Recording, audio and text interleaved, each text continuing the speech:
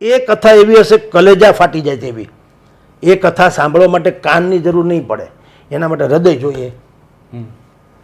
એટલે આ કરુણાંતિકા છે એ બધાએ સમજવું જોઈએ કે તમે એમ માનતા હો કે વહીવટી તંત્રમાં તમે ગમે એમ ગોટા પિંડા કરી નાખો અને તમે બચી બી જાઓ, કુદરત કોઈને છોડે નહીં.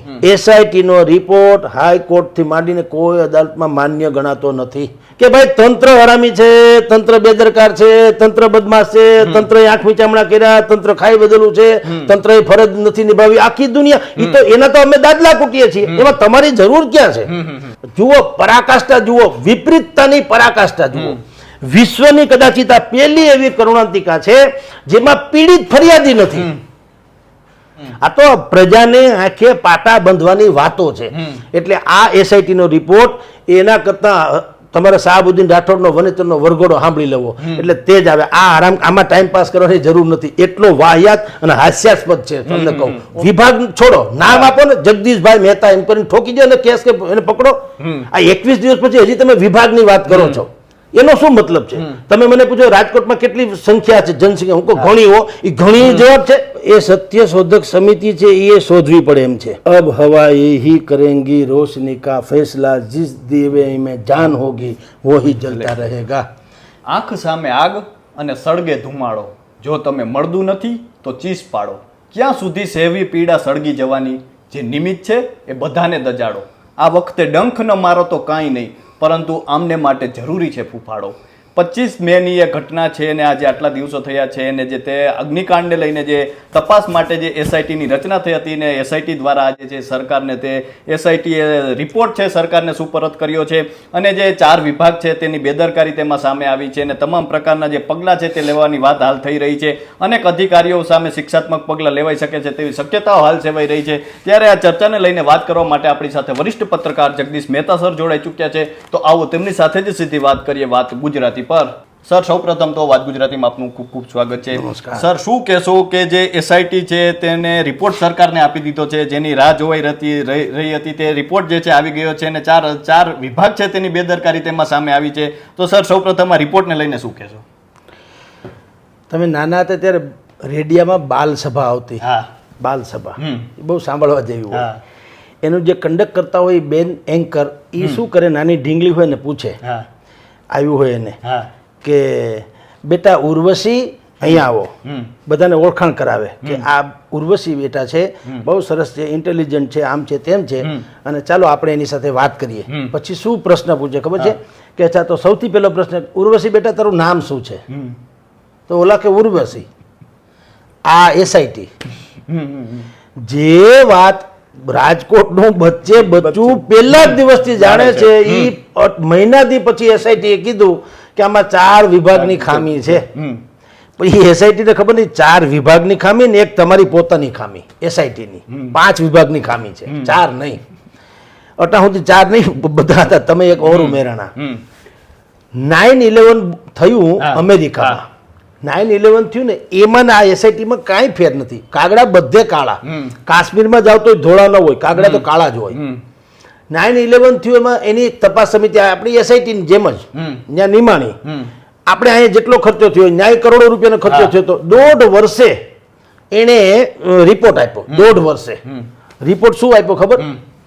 કે જ્વલનશીલ પદાર્થ ભરીને કોઈ પણ એક તેજ ગતિએ આવેલું વાહન એમ કે આ ટ્વિન્સ ટાવરને અથડાયું હોય એવું લાગે છે અને એને કારણે બ્લાસ્ટ થયો. બ્લાસ્ટ થતા અંદર જે આમાં લોખંડ વપરાયેલું હોય બિલ્ડિંગમાં, એ લોખંડ જેથી ઓગળી જવાને કારણે આ 2 બિલ્ડિંગ પડી ગયા. લ્યો હાલો, જેને આખી દુનિયાએ લાઈવ જોયું છે ઈ ભાઈએ 1.5 વર્ષે આ રિપોર્ટ કરોડો રૂપિયા ખાઈ પીને પછી કીધું કે આવું કઈક થયું. તો આ તો આનો શું કરી લેવાનું? આંખે પાટા બાંધી તમે જુઓ, આપણે નાના હોય, આપણે આપણી ઢીંગલી દીકરા દીકરી નાના હોય ને આપણા પગ પાછળ છુપાઈ જાય. પછી ડેડી હું ક્યાં છું, ડેડી હું ક્યાં છું. તો ડેડી શું કરે, એના મનોરંજન ખાતર, બાળકીના કે બાળકના, ઓહો દીકરી ક્યાં ગઈ, દીકરી ક્યાં ગઈ, બધી એને દીકરીને એમ લાગે કે હા અમે તો ડેડીને ઉલ્લુ બનાવ્યા કે જે સીમાની એવા. એને ખબર ડેડી કયા બનાવ્યો હોય, બધી ખબર હોય, પણ છતાંય તારા રાજીપા ખાતર ઓહો મારો દીકરો ક્યાં ગયો, મારો દીકરો ક્યાં ગયો. પછી થોડી વાર પછી કે ડેડી હું અહીંયા છું, એને એમ તો મેં ડેડી. આ એસઆઈટી છે કે આખું રાજકોટ જાણે છે કે આ પાપી લોકો કોણ ક્યાં છુપાણા છે, એને બદલે અને કોનો વાંક છે, ચારનો તો આખું જગત છે. આજે શુક્રવાર છે ને કાલ શનિવાર છે, એમાં એસઆઈટી હું નિમવાની મને કયો જી? હાલો આજે શુક્રવાર છે કે ભાઈ એસઆઈટી નિમો, ગમે એમ થાય કે આ મને એમ લાગે છે કે ગુરુવાર પછીનો વાર લાગે છે કે ના ના કદાચ શનિ પહેલાનો પણ હોઈ શકે. આરામ ખાયા છે તો આજ ને એટલે વાતમાં કાંઈ દમ નથી ને બીજું આ એસઆઈટી એટલા માટે કહું છું હાસ્યાસ્પદ બની ગઈ. હાઈકોર્ટે કીધું તમે ને હું કહે તો કોઈ સમજે બાયસ છે, સરકારની વિરુદ્ધની વાત કરવી છે, એવું નથી. હાઈકોર્ટે સ્વયમે કીધું કે ધૂળ પડી તમારા અવતારમાં, બંધ કરો આ ડીંડક. એને કીધું એસઆઈટી એ 21 દિવસમાં કાંઈ ઉકાળ્યું નથી એટલે આને તમે શટડાઉન કરો. આ એના શબ્દ છે ઇન્વર્ટેડ કોમામાં કે આને તમે શટડાઉન કરો અને બીજી સત્ય શોધક સમિતિની રચના કરો. પછી રચના થઈ ગઈ છે જોકે હવે એની તપાસ હાલે છે. હવે તમે વિચાર કરો કેવો ધુપ્પલની છે ને ધ હેટ્રિક્સ ઓફ ધુપ્પલ્સ એવું થઈ ગયું છે. પેલા પોલીસે તપાસ શરૂ કરી જ હતી. ઓબ્વિયસલી દુનિયાની કોઈ પણ ઘટના હોય તો પેલા એની જ તપાસ થાય. એની તપાસ શરૂ થઈ. એ હું છું રામ જાણે. પાછું તપાસ થઈ ને હું છું રામ જાણે. 5 નાના મોટા ગિલિન્ડર ને પકડે આ લોકો, ચોરી ચપાટી કરનારા ઘરફોડિયાઓને. તો જાણે કઈ મોટો દાઉદ પકડ્યો હોય એવી રીતના પ્રેસ કોન્ફરન્સ બોલાવે, જુઓ અમે આ બધી ઘરફોડ ચોરિયાઓને પકડ્યા છે. ઓલાને જેલમાં મેલમાં હરખું હોય, એને તો આવજા થઈ ગયું, રૂટીન પાયરેલા કૂતરા જેવું હોય બધી વાતો. એ ગમે ત્યારે આવે ગમે ત્યારે છૂટી જાય. એટલે એને રજૂ કરે ને 21 જેટલી કે 25 જેટલી એકારે બધી ચોરીની જે બનાવ હોય ને એ બધું નીલ કરી દે. આ બધા ચોરી કરી નાખ્યો, પૈસા ક્યાં ગયા વાપરી નાખ્યા, શું પતી ગયું? ખાધા પીધા એટલે ખાયા પીયા કુછ નહીં, ગિલાસ થોડા 8 આના, વાત પૂરી. એના જેવું છે આ કે પોલીસે શું કર્યું તો આમાં કઈ પોલીસની તપાસ થઈ કાં કોઈ દી પ્રેસ કોન્ફરન્સ ન બોલાવી? અઠવાડિયે જે ડેવલપમેન્ટ થાય બોલાવી જોઈએ ને, કારણ કે આખા દેશનું ધ્યાન આમાં ગયું. રાષ્ટ્રપતિ મુર્મુએ પણ આમાં તમને કહું એને શ્રદ્ધાંજલિ પાઠવી હતી, અમિત શાહે પાઠવી હતી, વડાપ્રધાન નરેન્દ્ર મોદીએ પાઠવી હતી. અર્થાત આ ઘટના કઈ જેવી તેવી નથી. એનું ગુજરાતી ઈ થયું. ઘટના બહુ ખતરનાક છે. એમ છતાં મુખ્યમંત્રી દરજ્જાના વ્યક્તિ જ્યારે એમ કે ભાઈ પેલા પોલીસની તપાસ તો એની રીતે થઈ હતી, તો ભાઈ એક વખત નક્કી કરીને જાહેર કરી દો પોલીસ વાળા, શું તમે ઉકાળ્યું એ રામ જાણે. એટલે તમે આમ બાકસની એક સળી લ્યો, બાકસ લ્યો, આમ કરો અને પછી નાના બાળકને પૂછો કે આ અગ્નિ ક્યાંથી આવ્યો, તો એને બિચારાને કઈ ખબર ન હોય. પછી એક ઇન્ટેલિજન્ટ બાળક હતું, એને આમ ફૂંક મારીને ઠારી નાખ્યું. પછી એને વળતો પ્રશ્ન પૂછ્યો કે આ ક્યાં ગઈ, તો કે ખબર નહીં, બસ તો જ્યાં ગઈ ને ત્યાંથી આવી હતી. આ એના જેવું છે. ક્યાં ગયા હતા તો ક્યાંય નહીં. પોલીસે શું કર્યું રામ જાણે, એસઆઈટીએ શું કર્યું પાછું રામ જાણે. એસઆઈટીએ શું કર્યું? 4 વિભાગની ખામી છે, માર્ગ મકાન, ફાયર, કોર્પોરેશન ને ફલાણું. એટલે ભાઈ એ તો હું કો ભોજ્યા દુનિયા આખીને ખબર છે. એમાં તમારી જરૂરત ક્યાં છે એસઆઈટીની? જેમ મેં આગળ કીધું કે આજે શુક્રવાર છે, એમાં એસઆઈટીનો ક્યાં પ્રશ્ન? એમ આ વિભાગની ખામી છે તો પહેલેથી અમે દાદલો કૂટીએ છીએ. છાપામાં બધા ઈ જ તો કે છે, ઘણા હર છાતી કૂટે છે છાપાવાળા કે ભાઈ તંત્ર હરામી છે, તંત્ર બેદરકાર છે, તંત્ર બદમાશ છે, તંત્રએ આંખ મીચામણા કર્યા, તંત્ર ખાઈ બદલું છે, તંત્રએ ફરજ નથી નિભાવી. આખી દુનિયા ઈ તો એના તો અમે દાદલા કૂટીએ છીએ. એમાં તમારી જરૂર ક્યાં છે? અમારે જોતું તો શું કે ભાઈ કોના કેવાથી તમે આંખ આડા કાન કર્યા. મૂળ વાત તો ઈ છે, પાપી ઈ છે. આ સાગઠિયા બાગઠિયા ઠીક છે, ઈ તો અંદરના અધિકારી છે, સમજી લ્યો. ઈ મૂળ પાપી નથી, મૂળ પાપી એના આકા છે. તો અમારે એટલે કે આખા રાજકોટની 18 લાખની જનસંખ્યાને 18 વરણને વાત શું જાણવી હતી કે આના આકા કોણ છે. હવે એમાં સ્ટોપ પેમેન્ટ કાંઈ કરતા કાંઈ કોઈ બોલતું નથી. હવે આમાં મને સમજાવો સાહેબ કે આમાં એસઆઈટી ની જરૂર ક્યાં છે? હું સીધી તમને વાત કરું. 2021માં ડિંડક શરૂ થયું ટીઆરપી ઝોનનું, હકીકત છે. અને બીજું ક્યાંય છેવાડાના વિસ્તારમાં નથી કે ભાઈ કોઈને ખબર ન પડે. આવડો મોટો પોશ વિસ્તારના મેઇન વિસ્તારમાં છે, એટલે જગત આખાને નજરે ન પડતું તો પડે. એના ઉદઘાટનથી માંડીને જે અહીંના ડીસીપી ઝોનના જે વડા કહી છે કે એ લોકોએ ત્યાં જન્મનો દિવસ પણ ત્યાં બર્થડે પણ ઉજવ્યો હતો, ટેસડા કર્યા હતા. હમણાં જ આપણે બીજા રિપોર્ટ છે કે સ્ટાર ક્રિકેટર્સ જે આવ્યા હતા ઇન્ડિયા ટીમ ઇન્ડિયાના, એને અહીંયા ઠમક કરી ગયા. એનો અર્થ એમ છે કે આ કઈ જેવું તેવું તો છે નહીં, મોટી પહોંચવાળા હોય તો જ સંભવ છે. નંબર 1. હવે વિચાર તમે કરો કે તમે જ્યારથી આ ગેમ ઝોન શરૂ થયો, આ જે જમીન હતી એને જ્યારથી આમ તબદીલ કરવામાં આવી અને ગેમ ઝોન શરૂ થયો, બીજું કાંઈ નહીં, આગળ બધા પાપી લોકો પકડાઈ જશે. ક્યારથી કે 2021માં ડિંડક શરૂ થયું. ઓકે, 2021માં મ્યુનિસિપલ કમિશનર કોણ હતા? 2021 મેયર કોણ હતા, 2021 સ્ટેન્ડિંગ કમિટીના ચેરમેન કોણ હતા, 2021 ટાઉન પ્લાનિંગ ઓફિસર કોણ હતા, 2000 કલેક્ટર કોણ હતા, 2000 પોલીસ કમિશનર કોણ હતા, 2000 માર્ગ મકાન ખાતાના અધિકારી કોણ હતા. આ કરો તપાસ, એ બધાને પૂછો. બીજું મારે કઈ તમે દોષિત કેમ નથી કહેતા, મને તમે સમજાવો. ચીફ ફાયર જે આખી ઘટના તમે જુઓ કેવી ઊંધે રવાડે ચાલે છે. ઘટના તો આગને લગતી છે, બધા બળી ગયા છોકરાઓ આગમાં, ઈ તો નિર્વિવાદ વાત છે. આજ સુધી તમને પણ આશ્ચર્ય થશે અને સાંભળનારાને આશ્ચર્ય થશે, ચીફ ફાયર ઓફિસર નું ક્યાંય વર્ઝન આવ્યું છે, ક્યાંય એને પૂછતાછ થઈ છે? આ કેવું કહેવાય? આગ લાગે ને બંબાવાળાને કોઈ ન બોલાવે એવું કઈ સાંભળ્યું? ભૂખ લાગે ને રસોઈ યાદ ન આવે એવું સાંભળ્યું કોઈથી?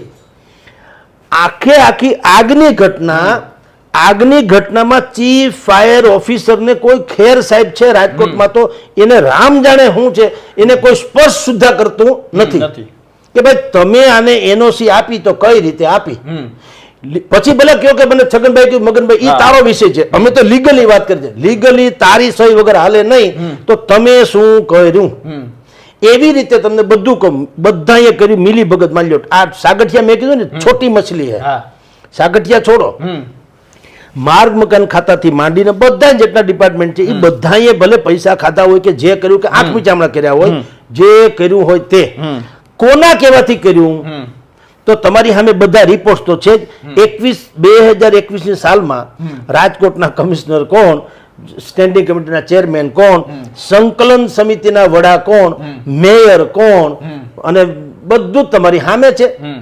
અને એ લોકોને પૂછી લ્યો. બીજું સાગઠિયાને તમારે ક્યાં કઈ માથાકૂટ? અત્યારે શું થાય છે, સાગઠિયાએ પેટ્રોલ પંપ, સાગઠિયાએ ફાર્મ હાઉસ બનાવ્યું, અરે એને આખું આફ્રિકા ખરીદ્યું, જવા દે ને, શું ફેર? એ તો પૈસા તો ઠીક જ છે બનાવ્યા. આ મુદ્દો ઓલા મળદા જે હળગી ગયા એ એમ નથી કહેતા કે સાગઠિયા પછી પૈસા વસૂલ કરો. એ તો કે અમને અમારા માવતર પાસે જીવવા આવ્યા હતા. અમે આ જગતમાં કઈ આ તમે કલ્પના તો કરો કેવી કરુણતા. એ ગયા એને કહેવાય અમને અમારા માવતરના ખોળામાં રમવું હતું, હજી તો અમને અહીંયા તમે લઈ આવ્યા હતા, તો તમે આટલા માટે કે ભાઈ સાગઠિયાએ કેટલા પૈસા બને? માની લો કાલે વાર ખબર પડે સાગઠિયા 1500-2000 કરોડની પાર્ટી છે એટલે હું ઓલાના આત્માને શાંતિ થઈ જવાની? કેટલી નોનસેન્સ પેલી વાતો છે. અરે એને ભલે ગમે એટલા બનાવવાની, એ પછીની ઘટના, એમાં એ એન્ટી કરપ્શન બ્યુરો જે કામ કરવું કરે અને એની પાસે બધું વસૂલ કરે, કાંઈ વાંધો નહીં. પણ સાગઠિયા જાણે આખી ઘટનામાં સાગઠિયા રાવણ હોય આખી લંકાનો, એવી વાત જે થઈ રહી છે એ કોણ? તો એસઆઈટી પાસેથી એવી અપેક્ષા હતી. એ તો આ નોનસેન્સ જેવું કઈ કર્યું નહીં, એને તો વાળી ટોળી નાખ્યું. અને અત્યારે પણ ગેંગે ફેફે કરીને પાછા વયા ગયા. 4 વિભાગની તપાસ, 4 અધિકારીને પૂછ્યું. અરે ભોજિયાભાઈ ને બધાને ખબર છે, તો એનો કોઈ મતલબ જ નથી, સમજી લો. એટલે આપણે એસઆઈટી ની ટીકા કરીએ એના કરતા તમને કહું છું હાઈકોર્ટે ક્યારે કર્યું હોય કે ભાઈ તમારો ડખો બંધ કરો. એટલે વાત એ છે કે આ એસઆઈટી ના રિપોર્ટની કોઈ વેલ્યુ નથી. એસઆઈટીઓ હંમેશા જ્યારે મોટા કેસ બને ને, જેમાં બધામાં ભારતીય કોઈ પણ શાસક પક્ષ, ભાજપ નહીં, શાસક પક્ષ કોઈ પણ હોય, જ્યારે દિગંત લોકો એમાં સંડોવાયેલા હોય એટલે એસઆઈટી નો ડખો શરૂ કરે, સ્થાનિક પોલીસનો નહીં. એસઆઈટી ની નિમણૂક કરવી એનો અર્થ એમ છે કે સરકારે પહેલી કબૂલાત કરી લીધી કે તમને સ્થાનિક પોલીસ ઉપર યા તો ભરોસો નથી, યા તો એ કાબેલ નથી, યા તો એ બેઈમાનદાર છે, બેઈમાન છે. 3 માંથી એક નક્કી છે. તો તમે એના પગાર બધાને વસૂલ કરી જવા દો, એની પાસે પગાર ન લેવા જોઈએ. હું પેપર ના કાઢું છે ને તંત્રી, મને કયો તમે આ શૂટિંગ ન કરો છે ને રિપોર્ટર ને સ્ટ્રિંગર ને ફલાણું ઠીક. તો આપણું બેઝિક કામ જે તો કરવું જોઈએ. તો પોલીસ ઉપર તમને ભરોસો ન હોય, તમારે અમારા પૈસે એના પગાર કરો છો, શું કરવા? તો પહેલી વાત તો ઈ. પણ તમને ખબર છે કે પોલીસ જો તપાસ કરશે તો એ તો લીગલી જ કરે, જેટલું થતું હોય એટલું તો એને કરવું જ પડે એમ છે.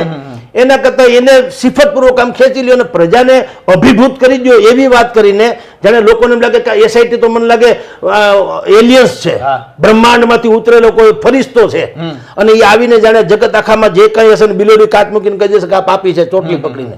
એલા ભાઈ એસઆઈટી એટલા નાના મામા માસીના, બીજું કાંઈ નહીં એસઆઈટી એટલે.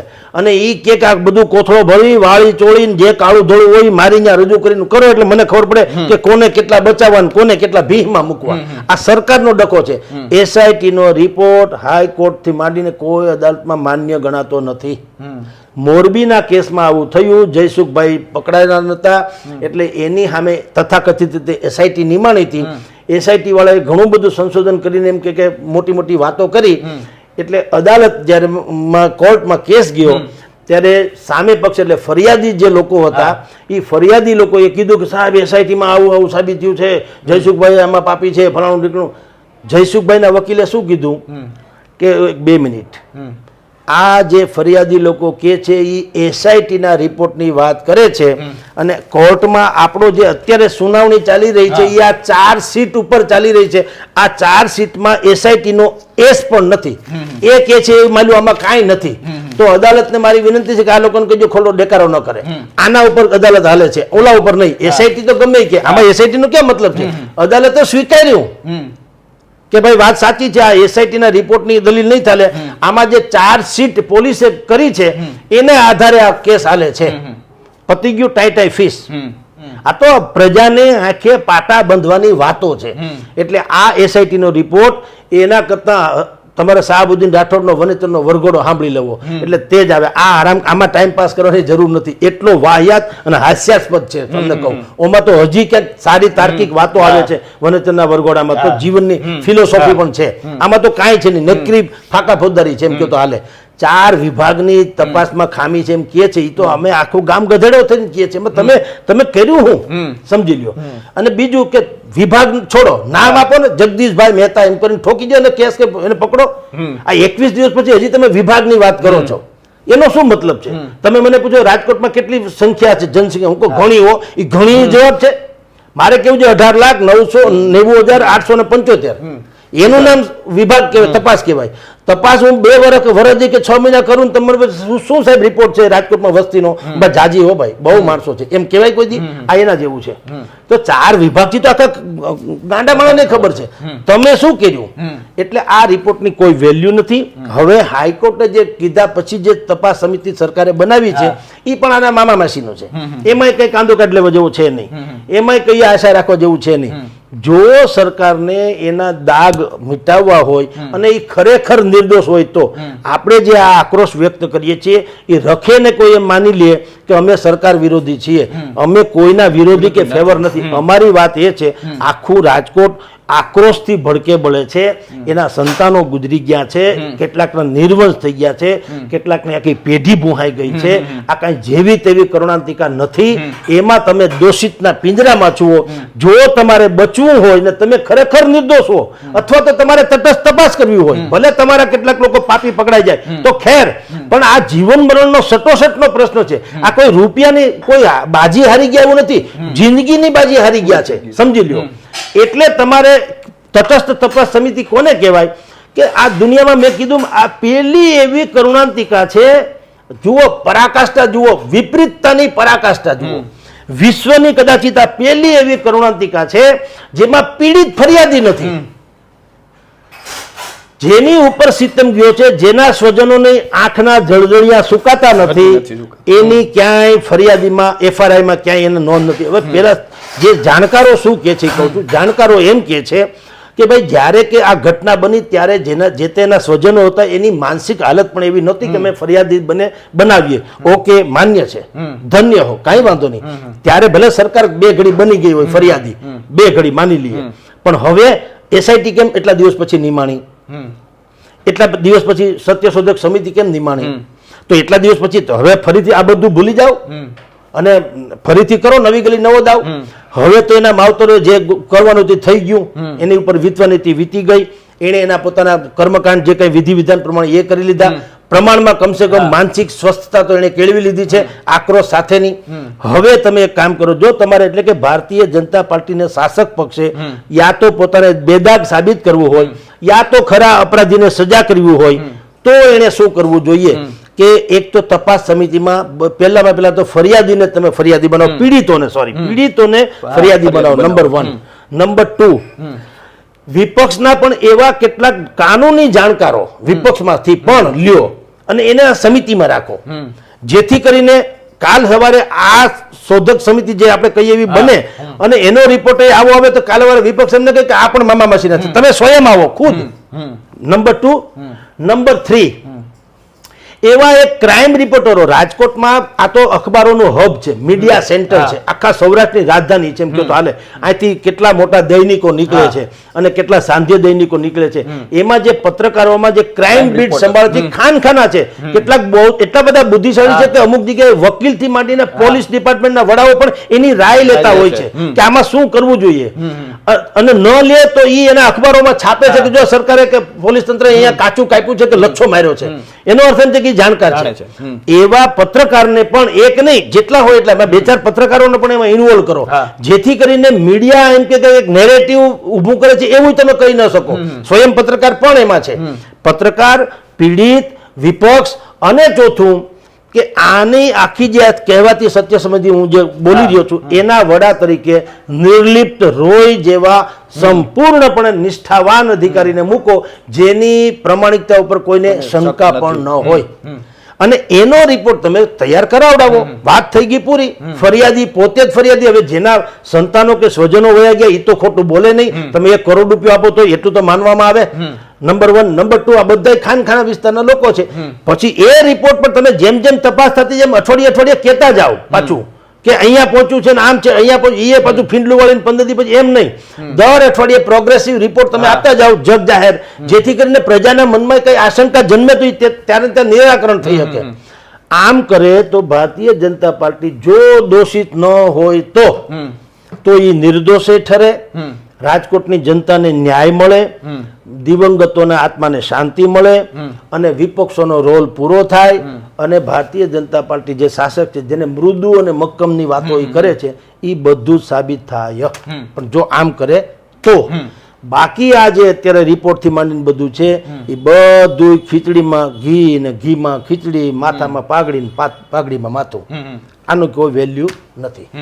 સર, ખાસ જે રીતે આપણે વાત કરી કે એસઆઈટીએ પોતાનો રિપોર્ટ જે છે સરકારને સુપરત કરી દીધો છે અને તેમાં જે અપેક્ષિત છે તે પ્રકારનું જે છે વિભાગની જે જવાબદાર માન્યા છે અને કોઈને નવાઈ ન લાગે તે પ્રમાણેનો તે રિપોર્ટ છે. અને જે રીતે આપણે વાત કરી કે આ કેસ એવો છે કે આમાં પીડિત પરિવાર છે તેઓ હજુ પણ ક્યાંક ને ક્યાંક તેમના આંસુઓ સુકાઈ નથી રહ્યા, હજુ પણ તે ડુસકાઓ સંભળાઈ રહ્યા છે, પરંતુ તે ફરિયાદી નથી. એટલા માટે આગામી તપાસ પર સૌ કોઈની નજર છે. અને સર, અત્યારે આપણે જોઈએ તો સત્યશોધક સમિતિ છે તેના પર સૌ કોઈની નજર છે, તો એની ભૂમિકા સર ક્યાં દેખાઈ રહી છે? જુઓ, એ સત્ય શોધક સમિતિ છે એ શોધવી પડે એમ છે. કારણ એવું છે કે જે છે એને આપણે આટલું બધું મીડિયા જ્યારે આક્રોશપૂર્ણ બધી વાત કરી રહ્યા હોય તો સૌથી પહેલાં તો એણે કેવું જોઈએ ને જે તે મીડિયાથી લોકોથી માંડીને કોકને ભાઈ અમે સત્ય શોધક સમિતિના આ સભ્યો 1, 2, 3, 4, 5 જે હોય તે પત્રકારોને મળે અને એની તપાસની એ અત્યારની 2 સમિતિમાં જે ખામી રહી ગયું એ બતાવે, પોતાની ખૂબી શું એ બતાવે. અને કહેવાતી સત્યશોધક સમિતિમાં પણ જે હોય અમે એનું આંકલન કરી લઈએ કે આ એને કાબેલ છે કે નહીં, તો અનુકૂળતા રહીએ ને. તેંડુલકરનું તમારે આમ રિપ્લે કરવું હોય તો એના જેવો ખેલાડી મૂકો, તમે કોહલીને મૂકો તો બરાબર ગણાય, પણ તેંડુલકરની જગ્યાએ મને મૂકો તો ક્યાં સત્યાનાશ જ થાય ને. તો સવાલ એ છે કે તમને રિપ્લેસ જ્યારે કરો છો એક સમિતિમાંથી બીજી સમિતિમાં, ત્યારે એ સમિતિમાં જે હોય એનું કેવું જોઈએ ને કેવા લોકો છે. નંબર 1. નંબર 2 કે આ જે મેં આપણે ભૂમિકા બાંધી એ લોકો કહી રહ્યા છે, આપણો કોઈ વિઝન બીજું હોતું નથી. તો ભાઈ લોકોને તો તમારે કન્વિન્સ કરાવવાના છે કે ભાઈ અમારી પાસે કોઈ પાપ નથી પેટમાં, તો હાલો તમે કયો એમ ભાઈ, પીડા તમારી છે, ઘટના બની ગઈ છે, અમે માવતર છીએ સરકાર તરીકે, અમારે તમને ન્યાય અપાવવો છે, તમે કયો એમ કરવા તૈયાર છીએ. એવું કેમ નથી કરતા? એટલે આ જે સત્યશોધક સમિતિ છે એ પણ તમને કહું એનો રિપોર્ટ એ ભલે ગમે તેવો આવે, સરકારે એવું જાહેર નથી કર્યું કે આ પણ ચાર્જશીટનો હિસ્સો બનશે, એવું તો પાછું જાહેર થયું નથી. એટલે એનો કોઈ મતલબ નહીં. માની લો કે એમાં કોઈ નામ 5 જણાને આપે કે આ છગન મગન આમાં ગુનેગાર છે દાખલા તરીકે, તો એ છે તો છે, પણ બીજું તો પાછું કઈ નંબર એટલે જે આ ગોકીરો થાય એ જુદી વાત છે. પણ લીગાલિટી ઊભી ક્યારે છે? તમે ચાર્જશીટનો હિસ્સો બનો તો, અને એ ચાર્જશીટનો હિસ્સો બનીને તમે કોર્ટમાં જાઓ તો, અને કોર્ટ એના ઉપર આદેશ ઠપકારે તો કાંઈક મેળ પડે. એટલે આ સત્યશોધક સમિતિ જે છે તે એનું પણ આ પાર્ટ 3 છે, 1, 2, 3 એમાંય કંઈ કાંદો કાઢી લેવો જેવું બહુ લાગતો નથી. પ્રજા એમાં કોઈ બહુ ભરોસેમંદ છે નહીં. અને એ જ બતાવે છે કે કોંગ્રેસે 25મી તારીખે રાજકોટ બંધનું એલાન જે આપ્યું છે એ એટલા માટે સહાનુભૂતિના મોજા ઉપર સવાર થઈ શક્યું છે કોંગ્રેસ. ભારતીય જનતા પાર્ટી માટે રેડ એલર્ટ છે. તમે સમજો કે પ્રજાની નાડ પારખી લો. તમે ભલે ચૂંટણી જીતી જાઓ, ચૂંટણી જીતવી જુદી ઘટના છે અને લોકોના હૃદય જીતવા એ જુદી ઘટના છે.